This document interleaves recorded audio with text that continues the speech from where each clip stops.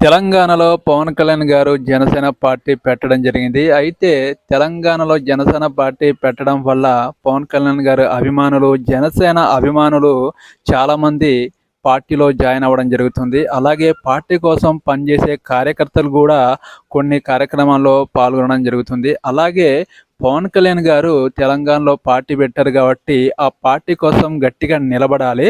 మధ్యలో వదిలేసి వెళితే ఆ పార్టీని నమ్ముకున్న కార్యకర్తలు, అభిమానులు చాలామంది డిసప్పాయింట్ అవుతారు. డిసప్పాయింట్ అంటే ఏమి లేదు. పార్టీ కోసం పని చేయాలని అందులో జాయిన్ అయిన వాళ్ళకి ఒక పరువు అనేది లేకుండా పోతుంది. అందువల్ల పవన్ కళ్యాణ్ గారు తెలంగాణలో పార్టీ పెట్టారు కాబట్టి తెలంగాణ ప్రజల కోసం వాళ్ళ కష్టసుఖాలు దగ్గరికి వెళ్ళి తెలుసుకొని వాళ్ళకు కష్టాలు లేకుండా, అలాగే రైతుల్లో కొన్ని ఇబ్బందులు ఎదుర్కొంటున్నారు, ఆ ఇబ్బందులు లేకుండా చూడాలి. పార్టీని గట్టిగా నిలబెట్టాలి. నిలబెడితే ఖచ్చితంగా పార్టీ కోసం పనిచేసే వాళ్ళు తెలంగాణలో చాలామంది ఉన్నారు.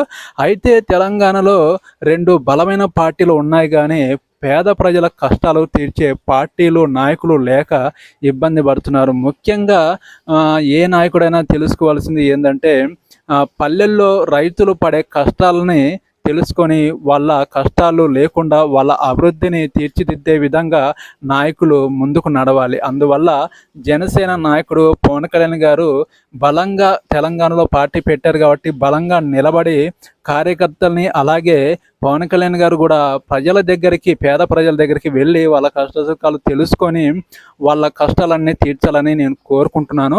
ఈ తెలంగాణలో 2 బలమైన పార్టీలు ఉన్నా కూడా మీ పార్టీ బలంగా నిలబడితే ఖచ్చితంగా ప్రజల్లో మంచి అభిప్రాయం ఏర్పడితే మీరు తెలంగాణలో జనసేన పార్టీ ఖచ్చితంగా గెలుస్తుంది.